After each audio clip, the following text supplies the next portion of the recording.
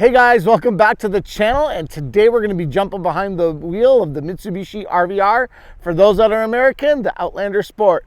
Had it for about 2 months now, put 5,000 kilometers on it, so it's giving me some time to see what I like and what I'd like changed on it. So let's go and do the walk around and talk about Mitsubishi RVR. Anyway guys, been living with the RVR for 5,000 kilometers, 2 months like I said before in the video, and it's been trouble-free.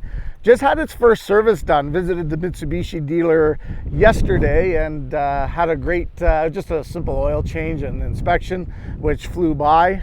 Made an appointment at 10. I was out just around 11 o'clock. So very fast and really good service for a place that doesn't have like those quick lube drive-throughs that some dealers do.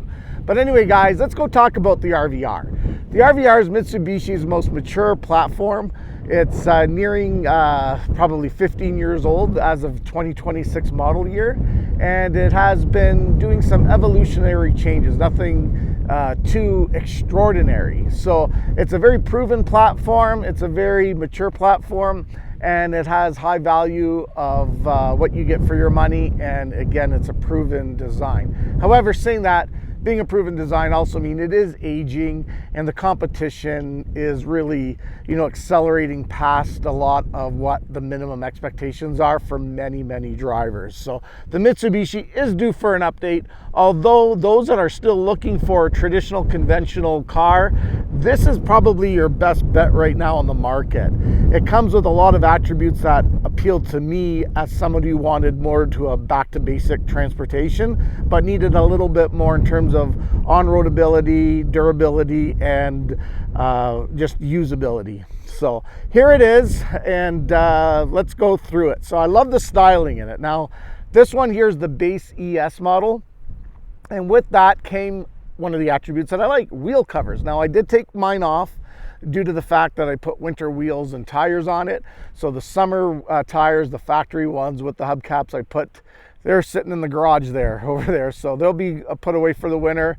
But that is, check the box number one, the basic, low cost motoring, value for money, wheel covers. Still like that. I think Mitsubishi is the only one that does it. I'm going to check a little bit about it because there might be another manufacturer that still puts wheel covers on, maybe the Hyundai Venue or some of the base model Nissan Kicks. I'll check that and we'll get back to you, but I know Mitsubishi still does. So other than the styling, the basic wheel covers is a really good option that I did like on it. As you can tell, Mitsubishi has kept up with the styling, with the LEDs, different types of headlight designs, grille designs, so it does not make it look like it's too old-fashioned. But anyways, it's this one here is in the diamond white that I picked. Now, I do have my company logos on it. That there is my company, Trail Safe Canada. I teach and do a lot of off-road training with ATVs, side-by-sides, and I am growing the business for a little bit. But anyway, guys, that's number one, was the exterior styling, the availability with a basic hubcap, steel wheels, back to basic, armor for the exterior. Now, let's go under the hood and talk about the powertrain. Well guys, here we go. Back to basics. 2-liter double overhead cam, 148 horsepower, 4-cylinder, no turbos, no direct injection. It's more of a conventional drivetrain, which I really like the simplicity of it. Everything here is easy to get, replacing the headlights.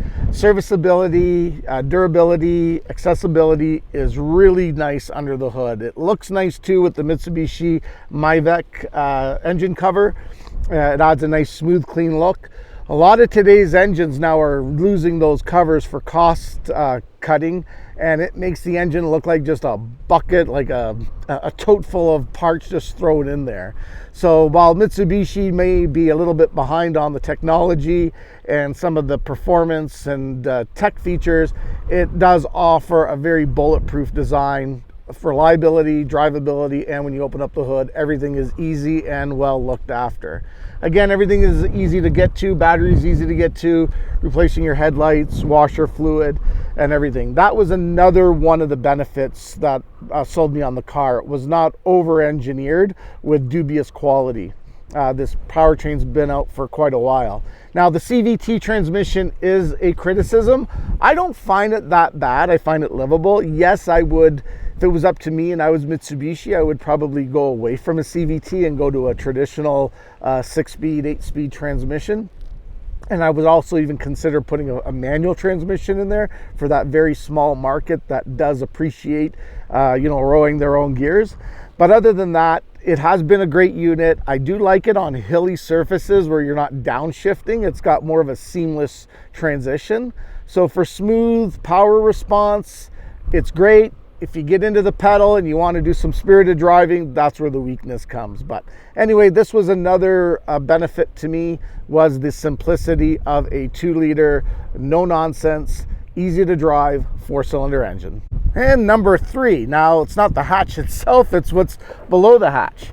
Now this one here does have a space saver tire. Now it is a space saver. You could probably put a full-size spare in it, but many cars today are only coming with a pump, which, weight savings, city driving may not be so bad, but when it comes to the rural area where I live, geez, that camera took a long time to focus, but anyway, where I live, a space saver is a minimum requirement. So this is another attribute that the RVR/Outlander is good for. You get a full-size spare with the jack and everything else. So kudos to them. That was another selling feature for the RVR. So that's the top 3 so far. Let's go and continue on to what makes this car appealing to me. Now, the other attributes about it is the spare key. Now, a lot of them have fobs. The Mitsubishi RVR/Outlander still gives you a traditional, conventional key, which I really like. You just go in there, you plug, and you play. How simple is that? Really like that. The other things that I like about the RVR is your traditional gauges. It has a lot of clarity. They're big. They're easy to read. With your glancing of the eyes, they don't take a lot of eyes off the road, which a lot of new screens are just too arcade-like. They want to dazzle teenagers rather than give you just the information you really need as a driver. Especially the speeds that drivers drive at today are a lot, higher than they were traditionally. Speed limits are going up, and the more types of instrumentation that takes your eyes off the road are much dangerous. So the RVR comes with that safety, easy to read, less eyes on the instrumentation, more eyes on the road, keeps it a lot nicer. And I think it just has a nicer, cleaner look than a lot of the new instrumentations. So anyway, guys, the instrumentation is a lot easier. So you got your screen there, you got your home screen, which is your multimedia, your phone settings, and then your info settings. So if you go into phones, it's got all that. If you go into your media, again, it's your satellite radio. Then you can go to just your regular settings in here, and it gives you your displays and everything. It's very fast. There's no lagging in it. It gives you everything that you're looking for. So again, that is a benefit. Again, at the bottom, the other thing that I like about it, it's got the tactile knobs. It's not all push button, especially when you're driving. You're spending more time trying to be gentle with the push button, and you can always push something else. With these, they're more tactile, faster function, better performance. So the infotainment system I do like. Now there's some drawbacks to it, which I will show you on what I would change with the RVR.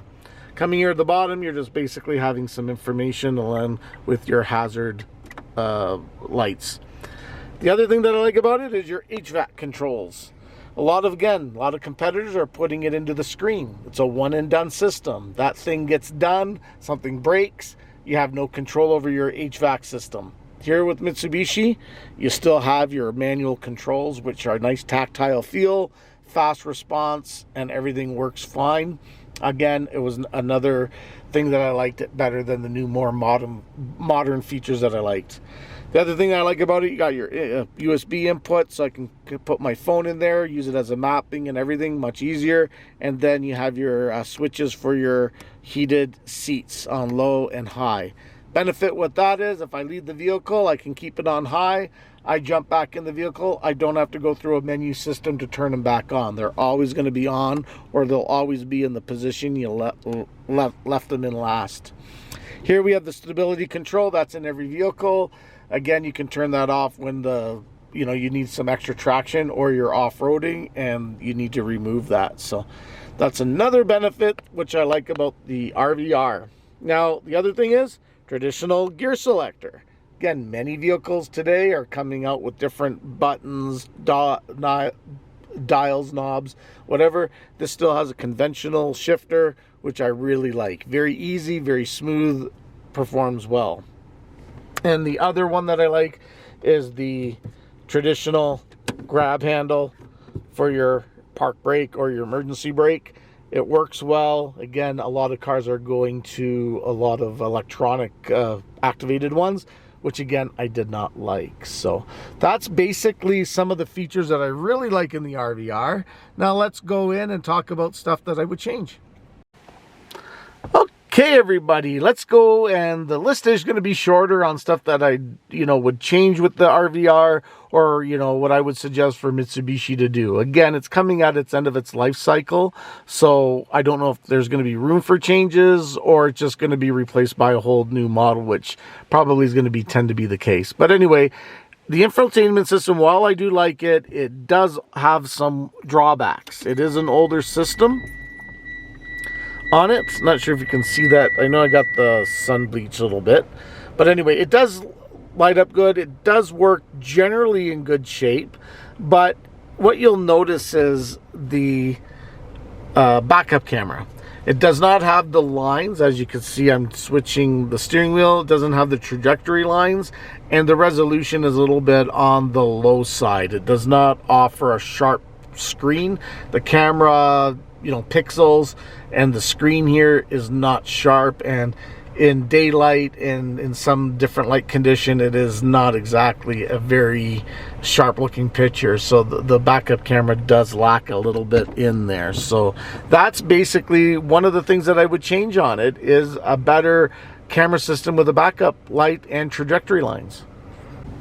And here's the next one I would change. Not this system here, which I do like. It's what's it's hooked up to, is the CVT. Now, I don't hate the CVT. I think it is a decent unit, but a lot of consumers do not like it.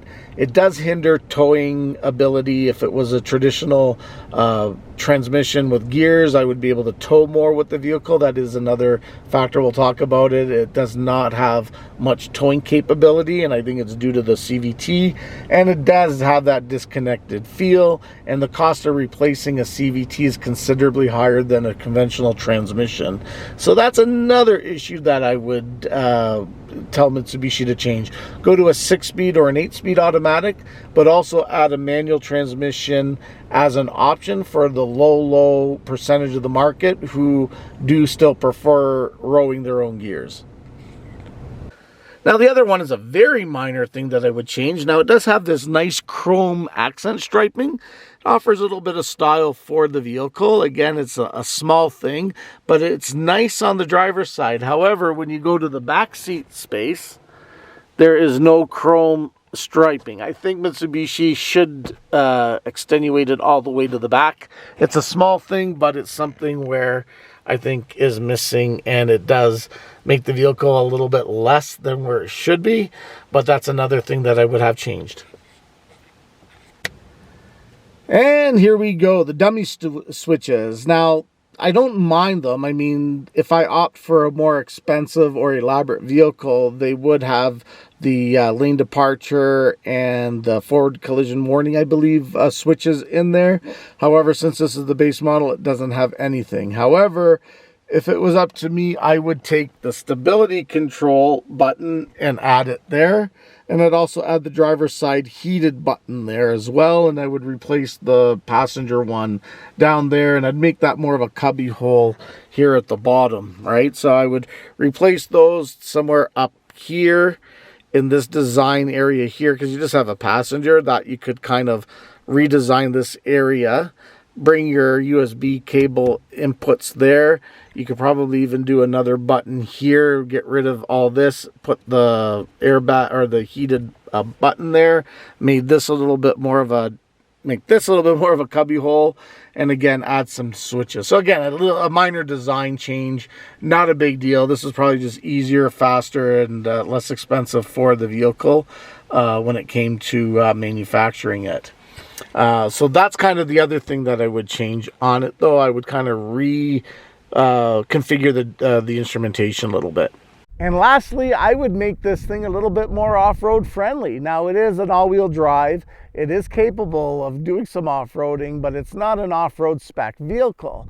So therefore, I would add a trail edition, which you can get in the United States, not in Canada so far that I've seen, but I would add a little bit more of a trail-rated RVR with proper tow hooks and proper skid plates. And I would also put the suspension up maybe another inch and a half with some off-road tuned shocks. It's something that would not cost Mitsubishi a lot to do, but it would bring the RVR into a little bit more of a muscular off-roader for those more that have a little bit more of an active lifestyle, that like to take the untamed paths a little bit more than what most RVR drivers would do to it.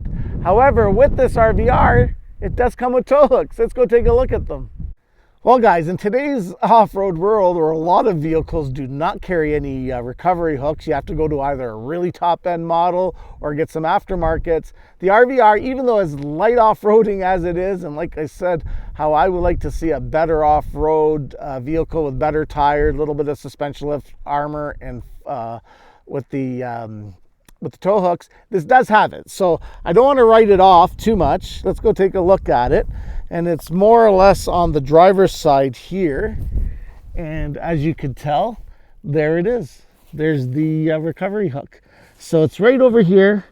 You could get a D shackle in there easily, and you got something to recover from. So many vehicles would have nothing. You'd be guessing where to pull from, but the RVR still does offer a front recovery hook.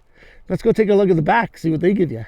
Okay, now that we're at the back, as you can see, nothing really sticks out. Again, those are real for pickup trucks and stuff like that have it really spec'd, but again, we have another recovery hook right there.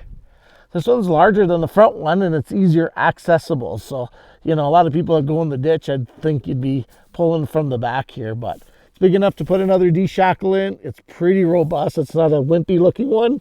And it does come with the tow hook. So there we guys go. That's some of the bonus features of the RVR. Well, guys, there you go. There's my complete list of what I like and what I don't like about the RVR. It's been a trouble-free vehicle, no issues at all. It's been no rattles, no squeaks, no engine lights, nothing at all. And it's 5,000 kilometers, 2 months of ownership. I will be reporting it though as we go along. In the next episode, we'll talk about the Blizzak tires and some winter kits on how to prepare your vehicle for the winter months and do some winter driving and winter testing. So guys, thank you very much for coming along on the ride. Hope you're doing good, and stay loose for now.